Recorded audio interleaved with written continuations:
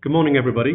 Welcome to this third in our series of webinars about various aspects of process safety management, that is, the prevention of catastrophic incidents. My name is Richard Roth, and I'll be chairing and presenting today alongside Martin Ralph and John Bartlett on various subjects, but mostly related to leadership in this field.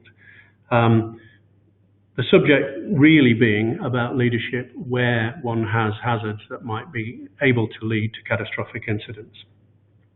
Before we start, just want to make clear that there's an opportunity for listeners to ask questions as we go along. What I'll try and do is marshal all those questions, and we'll get to those certainly in groups when we get to the end of the presentation. So there are 3 presentations, and then we'll have a Q&A after that. But please do ask your questions as we go along, and I will be able to marshal those and gather them together.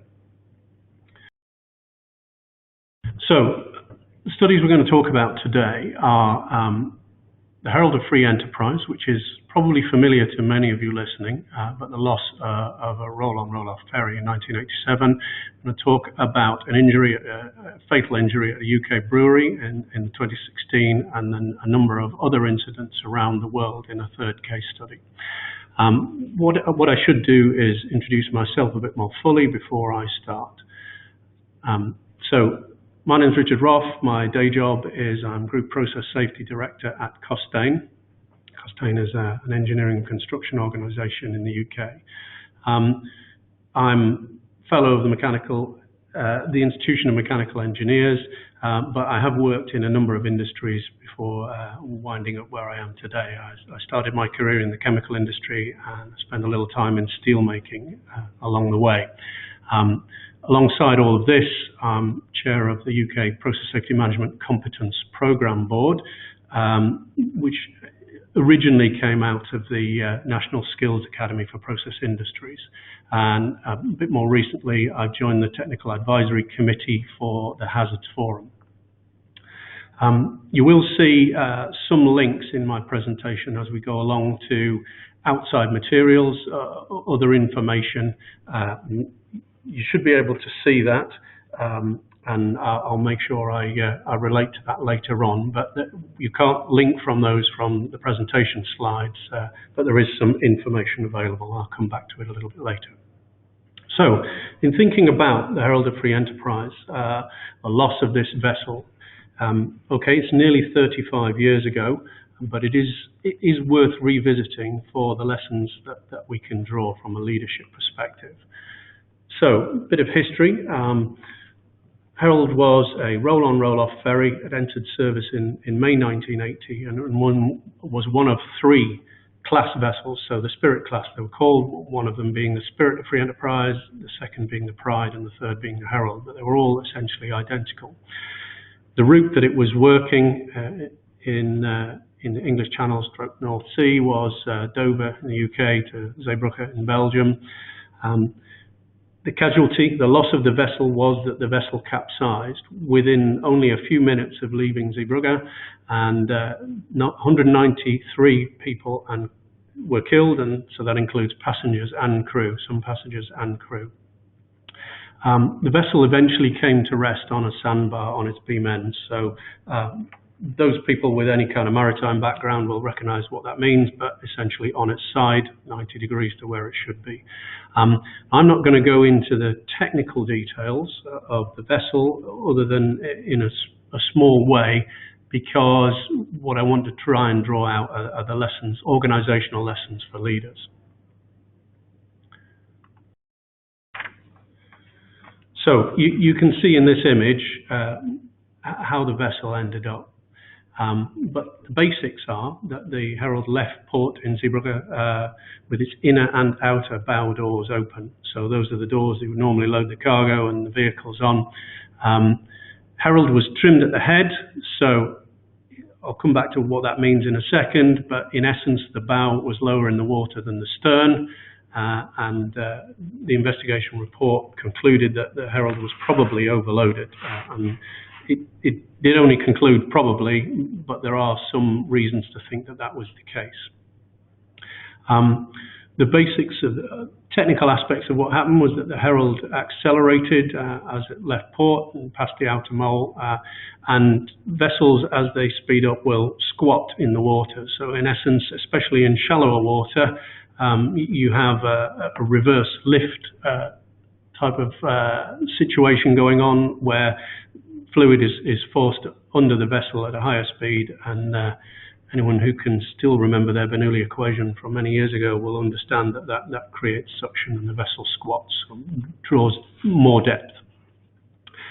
Eventually, as Herald reached 18 knots, the bow wave rose over what's called a bow spade. Some of the photographs make clear why it's called a spade, but in essence it's a sort of square nose nominally above the waterline.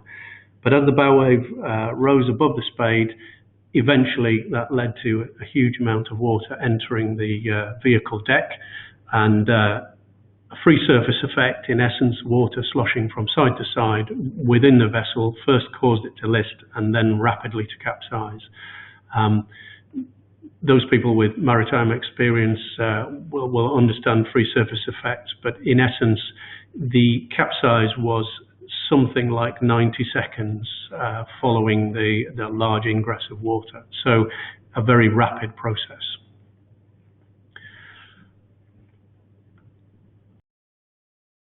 So if I think about some of those points, I just want to cover a couple of the first 3 points in a bit more detail. So bow doors. In essence, the bow doors had been left open. The assistant bosun, whose job it would be to close the bow doors, had various activities during the day, had gone back to his cabin, fallen asleep, and did not hear the call to harbour stations.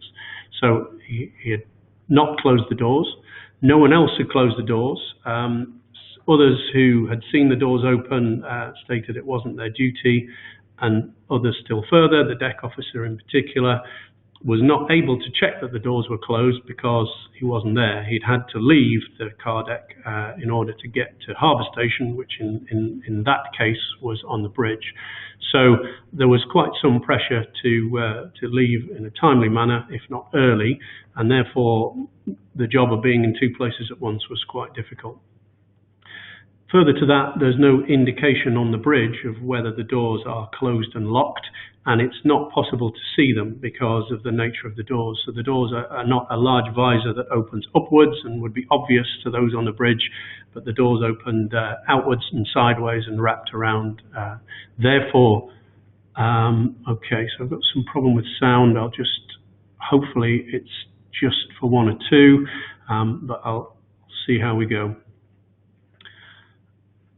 The final point, I think, is that ship's masters were to understand that no report regarding problems with the doors meant that all is well. So, in essence, if I'm not told anything, then I'll assume there is no problem.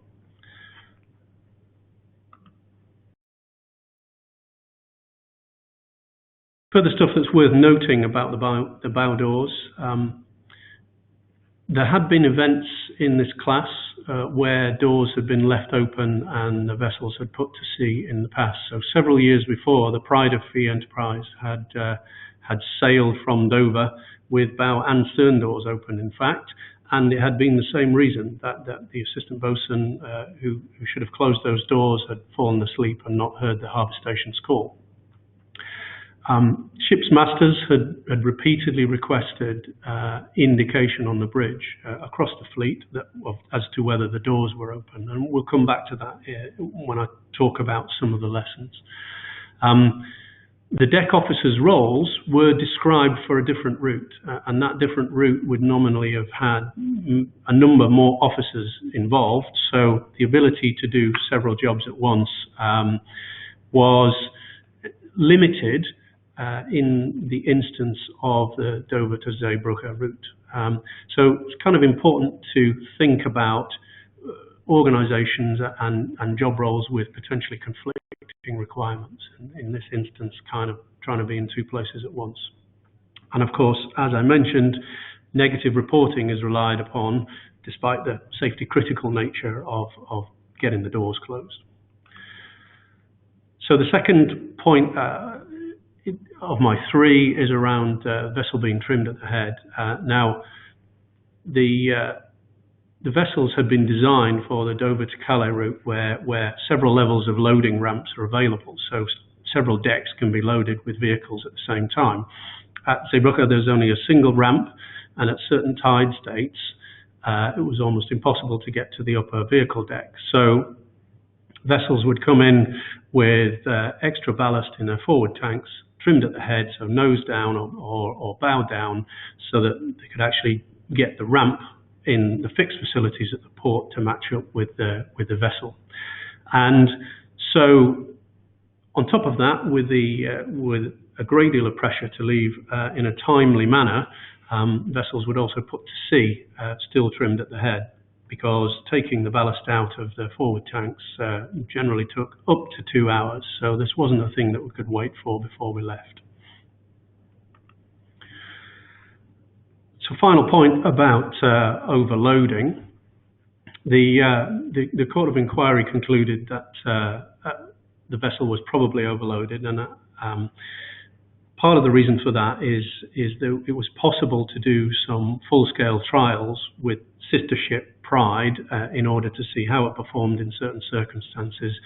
But also they did some trials on whether vehicles were lighter or heavier than they were being declared. So I'm going to the last point first on this slide, but inspections of a sample of vehicles at Dover found that the vehicles were on average 13% heavier than their declared weight.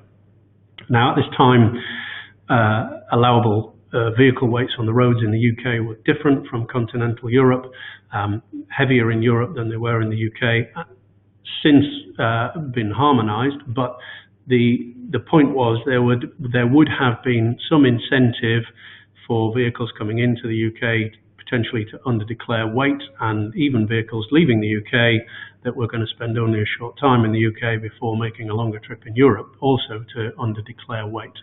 And declaration of weight was used rather than sending every vehicle over a weigh scale. On top of that, there had been a certain amount of disagreement and potentially argument between shore teams and ships officers around loading, both quantity of vehicles and therefore weight on board, but also number of passengers. And in essence, ships officers have a role, in fact a duty, to make sure that their vessels are not overloaded, but at the same time they were reliant entirely on shore teams saying how many vehicles they'd sent on and how many passengers they'd sent on. And perhaps modern systems can control numbers a bit more accurately, but at the time this required a decent amount of reconciliation on paper. Finally, there are load lines on vessels, and ships' masters are both supposed to read them before putting to sea, but it wasn't very easy to read them on this kind of vessel because of where they were, and routinely, in retrospect, it was found that ships were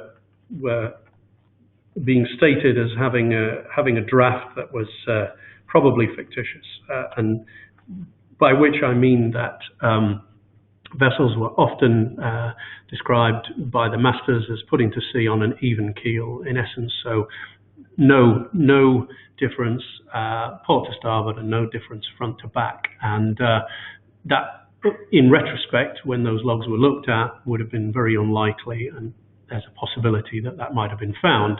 But okay, why would they do that? Because they haven't time to do the proper job of going around all four load lines and trying to work out where the vessel actually is trimmed.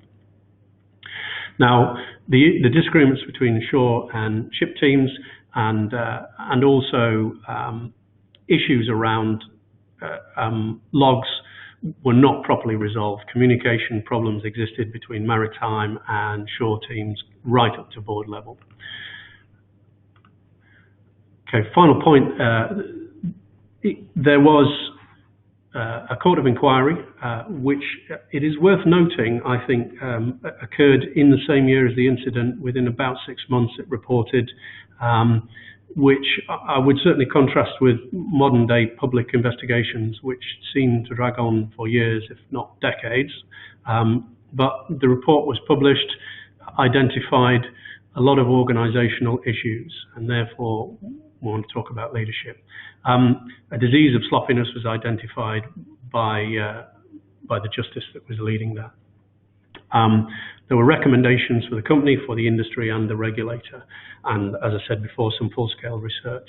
Now, this ultimately led, although I've noted on the slide, to what became corporate manslaughter and corporate homicide laws in the UK. It also led to the creation of the Marine Accident Investigation Branch in the model of the Air Accident Investigation Branch.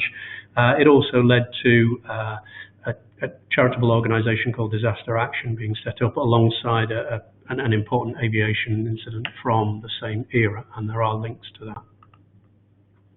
So I think about the leadership lessons. I'll try and grab the odd bit from the report as we go through this, just to sort of illustrate the point. When I talk about clarifying your own roles and local managers and staff, I'm talking to leaders, so executive board members and so on. You must give people clear roles and give them authority to act. So, for example, from the report, efficient operation of ships requires overall responsibility to be clear between management on afloat and management ashore. Then there was a discussion that was discussed in court around roles for heads of department and maintenance master and chief officer not being clear, and the leaders in the organisation would rather let those roles evolve than to define them. But if clear instructions are the foundation of an organisation, then people must know what they're on the hook for, but also have the authority to act. Listening to teams and their managers. So if your ship's masters in this case are saying, we're a bit worried about the doors, we'd like to find out if the doors are closed, then the response of do you really need a light to tell you that somebody's done their job properly, which was almost verbatim what was said in a memo, is perhaps questionable, in the sense that somebody who's telling you there's a problem ought at least to get a hearing, and they may or may not be right about that, but if that similar signal is coming from several places, it may be that you have something that's worth investigating if you're a leader. Try to resolve inter-team issues. If people are squabbling in the organisation, or teams or functions are squabbling, it's probably a symptom of something else that needs resolution. So, okay, you might want to do the, I don't care who started it, I'm stopping it approach that those of us that have children might remember. But the reality is, try and get the data, try and understand not who's right and wrong, but where the real situation lies.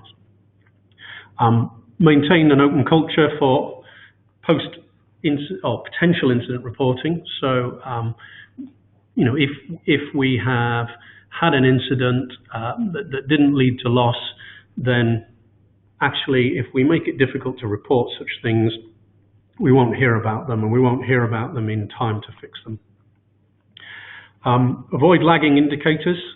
So indicators that nothing bad has happened so far are routinely a really poor way of measuring catastrophic incident potential. So in general, these things creep up on you. So think about indicators that measure the presence of the good stuff rather than the absence of the bad stuff. Assurance audits are vital. So if you're going to find out, how will I know? Further things for organizational leaders, when thinking about change, think about what's critical. So of course, lots of organizations have physical change systems, usually trying to identify this, and systems like HAZOP are all intended to get to what's critical. In this case, a different design of door meant that seeing whether the doors were closed was more critical than it used to be, because the door was right in front of you on a different style of boat. Organizational changes, we need to think about tasks. Slightly different from bits of hardware, but what tasks are critical, and are they still resourced in the new design, or are they properly allocated? I've just mentioned HAZOP, but there are all sorts of other peer review type processes for trying to understand scenarios, trying to understand a consequence-led approach. So when we talk about catastrophic incidents, it's it's too quick to jump straight to risk. How bad can it be? Right, let's worry about it now. Humans are very good most of the time, but sometimes unreliable, just like everything else. However firm you think your rules are, humans can still fail, so bear that in mind, and recognize competing requirements. So by deeds and not just words, talk about what has to go right. So again, we see clarity for local leaders, open culture, but local leaders, a couple of other things, get involved with audit processes. If you send the message that you're prepared to put time into that, then others will think this must be an important process. And likewise, send the message up. Now, in this case, the masters of the vessels were trying to do that, and maybe they didn't get a hearing, but keep trying. And finally, not finally on this slide, but don't use negative reporting. If you can possibly help it, use confirmation. Is it done? Yes, it is done, rather than I'm not hearing anything, therefore I assume it is done. Think also for local workarounds. If you see a workaround, you could scratch your head and go, why aren't they doing what I said? But actually, it may be a signal that what we were trying to ask people to do was not possible, not easy, there's a better way, etc., etc. So workarounds can be worrisome, and they may need squashing and putting back in their box, but at the same time, it may be a signal that things are not quite going right. So when I think about industry leaders, we need to think about good practices and the ability to share. So I'll not quite go through everything on here, but some of the deep lessons for sharing across industry are quite difficult to transmit, partly because there's a certain level of embarrassment admitting to mistakes on the part of the organization where the incident occurred, but also sometimes because there are commercial considerations. So it is for industry leaders and regulators and organizations such as that to think about how will we get the messages transmitted and take away the barriers to that transmission. Okay, final point, I guess, from a cross-sector perspective. We're here at a process industry division event. It's worth noting that at a very recent meeting of the COMA Strategic Forum, senior rep from HSE said senior leaders of COMA sites need to undertake process safety leadership training. So that is competence in process safety is vital all the way up the organization. So other resources, just let me just confirm exactly where I put those. So in auditorium and in overview, you should be able to see these links that are hot and clickable for you. The reason I haven't done lots of technical detail on this incident is there's a whole lot more of it out there on YouTube and elsewhere for you to get into, and it isn't worth me doing a pale imitation of that in 10 minutes. The Court of Inquiry report is worth a read. It's less than 100 pages long, and it has some interesting nuggets in it throughout. And finally, before I hand over, the other resources that are out there, I've put links to leadership checklists from OECD and the Institute of Directors. I've put links to the Process Safety Management Competence Programme. As it happens, there's an event on the 9th of December, which is a free knowledge share that Cogent Skills is running about process safety leadership. There's also a link to disaster action. So hopefully you'll see all of those. I'm seeing some questions coming through, so we will move on from my section. So I'd like to introduce Martin Ralph. Martin's a fellow of the IMechE and a member of the Institute of Brewing and Distilling. He's also a member of IMechE's Food and Drink Engineering Committee and an executive member of the Brewing Engineers Association, a thing which I think if I'd known about when I was a student might have changed my career path, but who knows. In essence, Martin's been an engineering consultant in food and drink industries over many years and continues to work in that field. So I will hand over to Martin and I'll speak to you all later. Hello, I'm Martin Ralph. I'm a chartered mechanical engineer and brewery design engineer with over 50 years international experience. I'd just like to point out that the information I've gathered has come from documents in the public domain.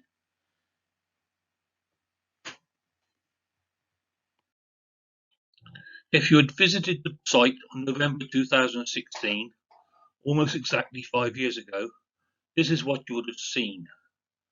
Probably not what you would expect to see at a brewery.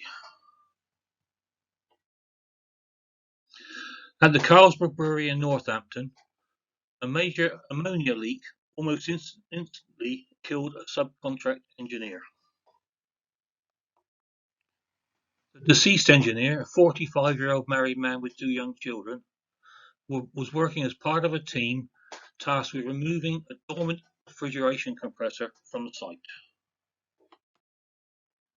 The main contractor, Crowley Carbon, was one of 4 firms involved at different stages of the work, with each firm producing risk assessments for its part of the work.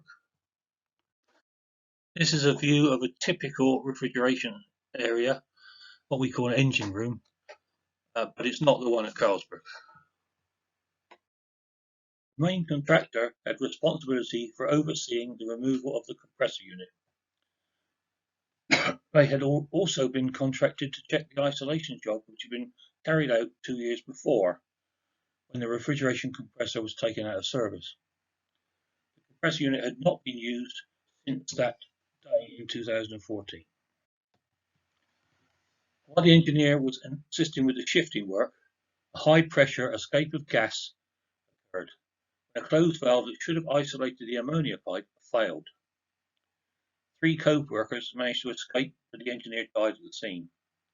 22 others, comprising 11 workers, 9 firefighters, and 2 police, were treated in hospital.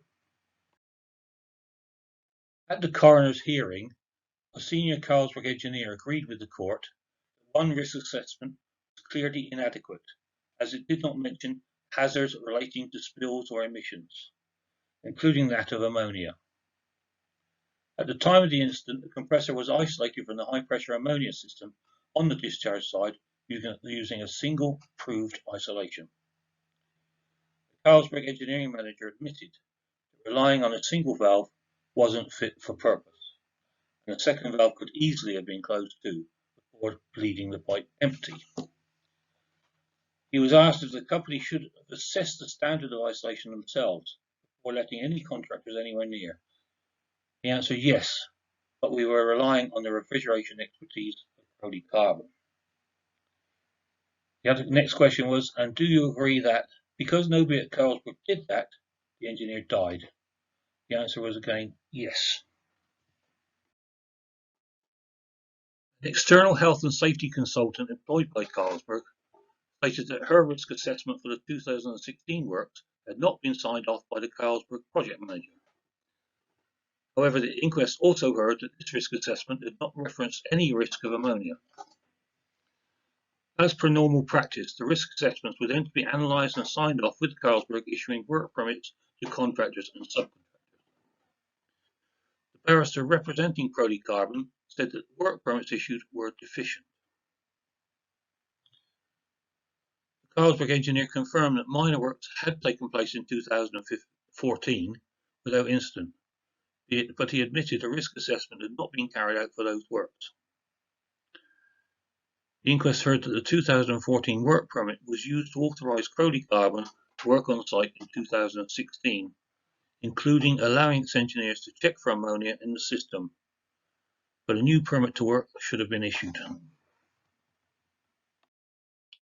One co-worker stated that he would have walked off the job if he had known about the ammonia. He was emotionally scarred. Ammonia escape masks were not issued because Carlsberg and the main contractor believed there was no significant risk of ammonia escaping. Another co-worker who was employed to lift and shift the compressor agreed that nobody had warned him or his colleagues to take care around the pipes, and that working in the vicinity of ammonia in such a way was, in retrospect, terrifying and outrageous. A co-worker stated that it had been planned to move the compressor 2 days earlier, but it had been full of oil and bits of metal sticking up from the floor. Although the oil was drained, the metal remained. The question is, where did the oil come from if the plant was dormant? Two of the workers devised a plan to lift the compressor over the metal and onto skates, which were in place to move the 2-ton compressor. They moved it about 1 foot and it got stuck. There was no mention of an amendment to the method statement. The pair were joined by 2 other members of the team and decided to push and pull the compressor to get it unstuck. Well, before they had the chance to do so, the gas had leaked out, travelling 50 foot across the room they were working in. This statement was read out at the inquest.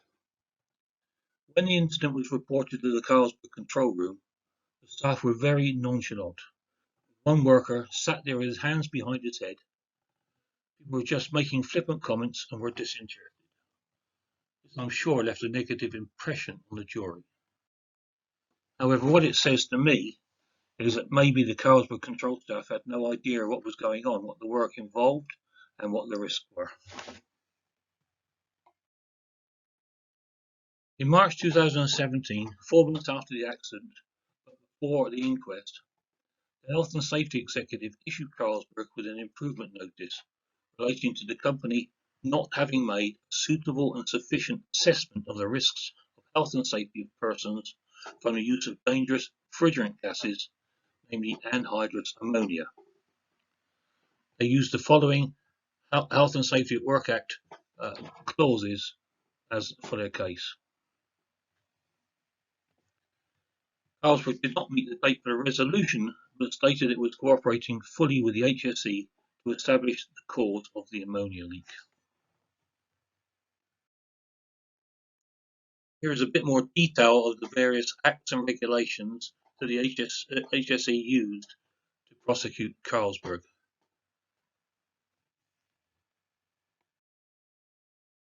The coroner's inquest was held in July 2018, 20 months after the accident.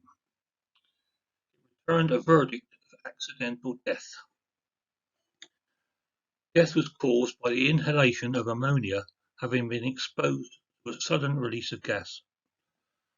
The jury concluded that the leak of gas was preventable. The coroner also said that the risk assessment, method statement and permit to work system for subcontractors were not accurate or at least sufficiently detailed to provide a safe system.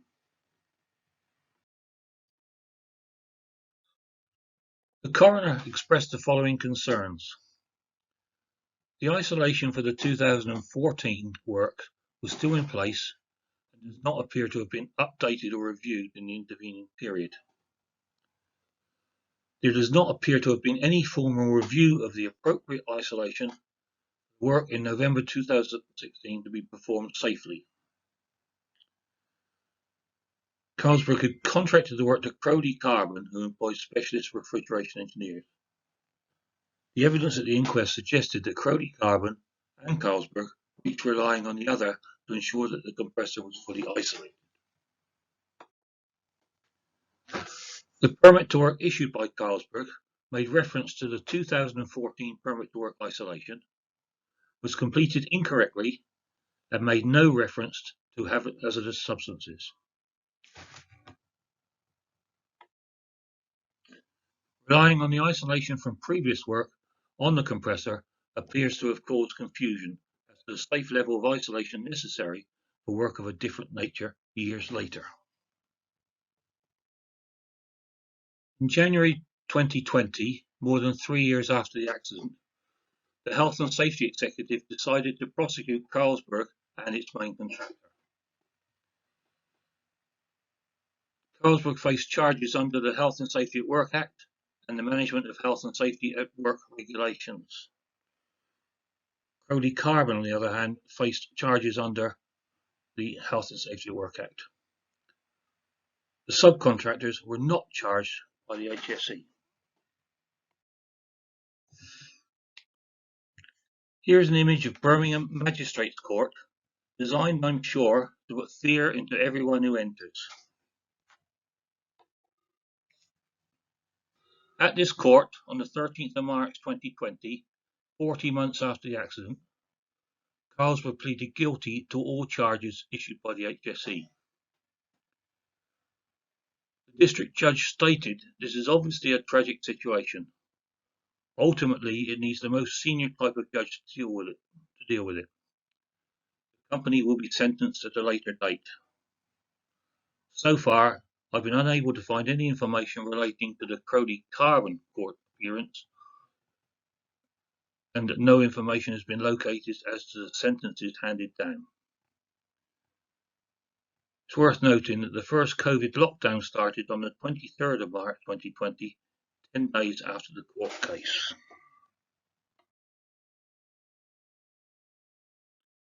There's a few questions for you to think about.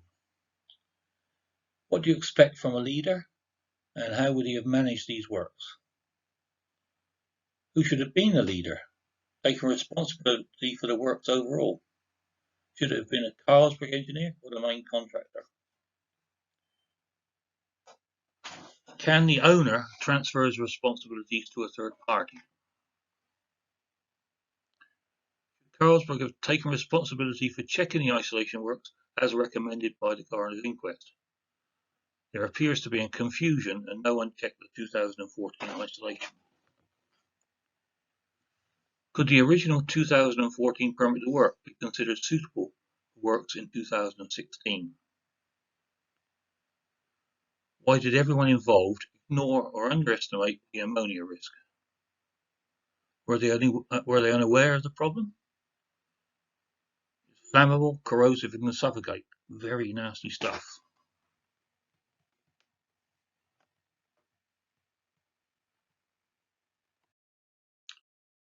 What should others have done? Should subcontractors have been responsible for protecting their own staff? Under the 1999 legislation, subcontractors are responsible for the safety of their staff. Did all involved ignore or underestimate the ammonia risk? Seems that way to me. Were control staff aware of the works being carried out and the action to take in an emergency? Maybe they would not have been so nonchalant if they were made aware of the risks. Here's a few ideas to consider. What about using ammonia gas leakage meters? They would not have prevented this accident from occurring because it was virtually instantaneous. It might send a warning for other workers and first responders when they arrive on site. What about ammonia itself? It's a green gas. Is it too dangerous in a plant room? Many companies are now considering alternatives, but ammonia is still considered by many to be the best available refrigerant gas. ASHRAE, for example, still recommend ammonia as a refrigerant due to its low cost and the fact that it is benign to the atmosphere.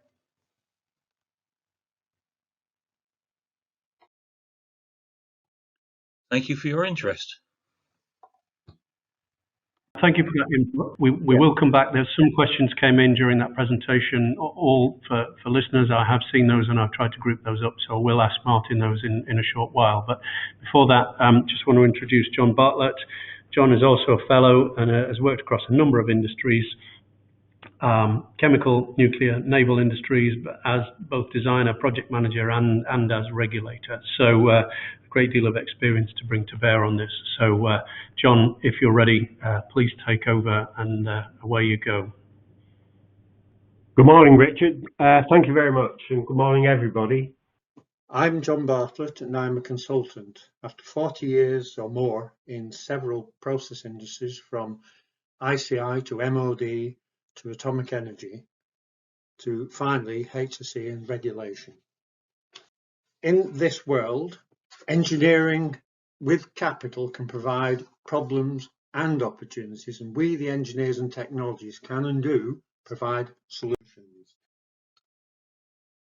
Through these seminars or webinars, we want you to learn the lessons before you suffer your own losses.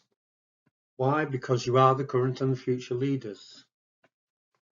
There are many repeats, I'm sorry to say, of the same sort of incident, so there is plenty to learn from.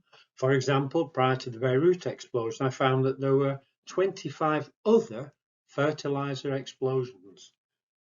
A bit later on in these case studies, we'll study chemical plants in the UK and again, one in the USA. We want you to find those lessons. You need to go and find them because they happen, the incidents, again and again. The HSE investigated and reported on this event around the time of the passage, as I say here, of the Health, Safety and Welfare at Work Act. I'm sorry, I must apologise because in my research I've mixed the titles of the slides. Hickson and Welsh are in Castleford. FLIXBOROUGH, of course, was in Lincolnshire. The HSE investigation, or the investigations of the time, produced important lessons. And one of the most important was that you need to have and to use a robust safety justification together with safety cases. They're not required, as regulators say, for us to merely weigh them and then store them in cupboards. They are for your use. They're not for the regulators' use primarily. They are for your use. You being designer, engineer, maintainer, process technologist, whatever your role on the technical side and otherwise, they are there for you to use. Above all, you must decide for yourself as an engineer what are the reasonably practicable matters to apply in your circumstances. You may be a junior engineer, you may not be, but you ought to decide for yourself what are reasonably practicable. And that means, has it been done before on your plant, these safety improvements particularly? Have they been done on somebody else's plant or even in somebody else's country? And if they are, then they are practical and may well be reasonably practical. I'm sorry to say it, but these things happen again and again and again. 25 fertilizer explosions, that's an awful lot. If I've got this right, the Hickson and Welsh explosion, they were cleaning out a batch still, and it was not been cleaned for 30 years. Operators raking out steam warm sludges would do that before they moved on to other tasks, and the cleaning had not been undertaken for 30 years. The result was a blue flame that suddenly shot out. A repeat of something earlier. This was the damage done. Pretty awful. You'd be sitting in an office block, nothing to do with the operation of the plant, and boom, it's caught you. There are others. There are other matters for you to examine. Amongst them, from these incidents, were again the need for modifications to be designed, etc., to the same standards as the original plant. And you can find that out from the safety case if you've got one. All engineers should learn the elements of other branches of engineering. We've made the point before in our committee discussions that process engineering is not chemical engineering. It is chemical and maintenance and mechanical and electrical and metallurgy and so on.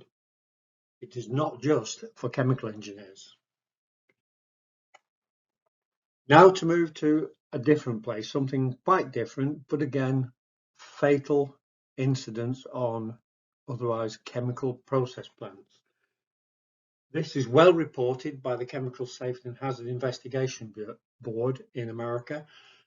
In May 2017, an explosion of uncharacterized liquid chemicals occurred. In June 2017, weeks later, a similar explosion occurred on the site, and this one killed an investigator of the May incident. It is well worth reading the CSB reports. They come out earlier than would a HSE report because they did not lead to the prosecution. They are to establish, as far as can be, the facts.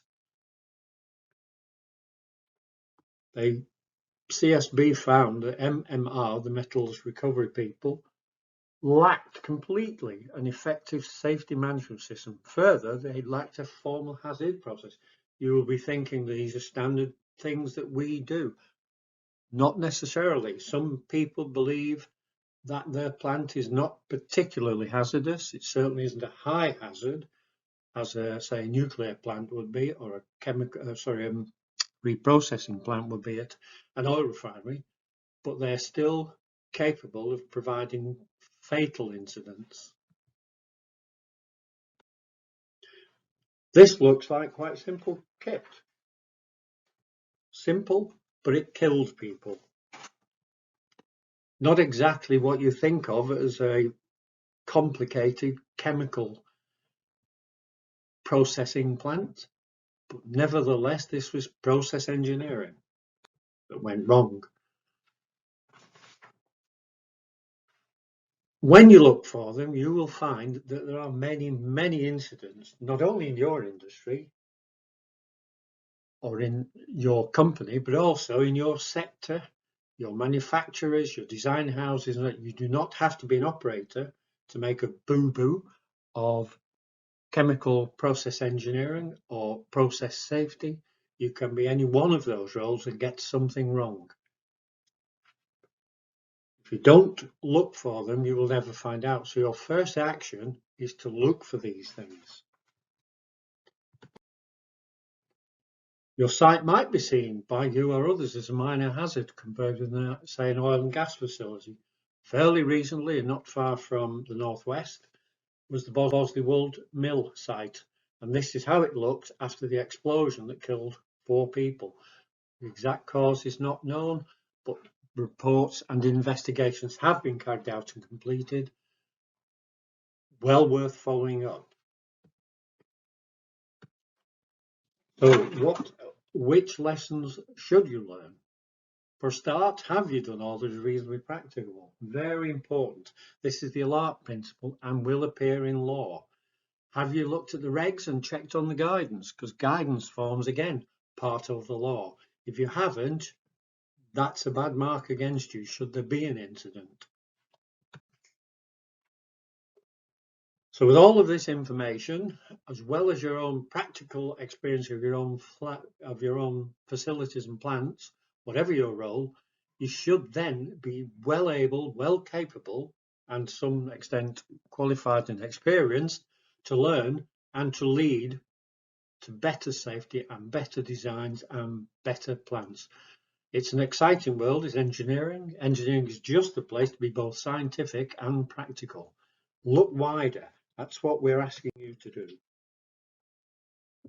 Thank you very much. Okay, thank you. We can run over for a few minutes, guys, and there's time for a few questions. So I'm going to summarize some of the questions from Martin's presentation first. There was a question about HSG 253, which is public guidance on isolation, and I'll round that up with a question about whether double block and bleed or a particular standard of isolation would have been expected. It's interesting that HSG 253 by its front cover is aimed at offshore, onshore oil and gas industry and chemical manufacturing. So Martin, do you think such guidance was properly understood in the food and drink industry, or is it possible that that industry felt that such guidance didn't apply? Yeah, I think the food industry tends to be a bit insular, and we look after our own industry, but we do actually cover a lot of things from power supply, refrigeration, wastewater treatment, etc. So we must take into account other industries. Yeah, and I think that's a good point and valid across all sectors. Just looking in one's own sector for answers might lead to limited answers. I suspect is something I would say. There were further questions about whether COMA would apply, and it tends not to with the quantities of refrigerant involved in the food industry, doesn't it? That's right. I mean, we try to keep the amount of refrigerant down to a minimum. and obviously for obvious reasons. Basically, double block and bleed is the standard in the industry for sure. But basically, when you're talking about things like this, where you could actually knock open, say, a butterfly valve quite easily, then why not put a blank cap on as well, or something like this, or a spade, or something in the line? Well, indeed so, but quite clearly double block and bleed wasn't applied in this case, even then. And you're perhaps right that a spade might be a much more consistent answer. But yeah, interesting. It wasn't taken into account. That's for sure. It wasn't done. Okay, so.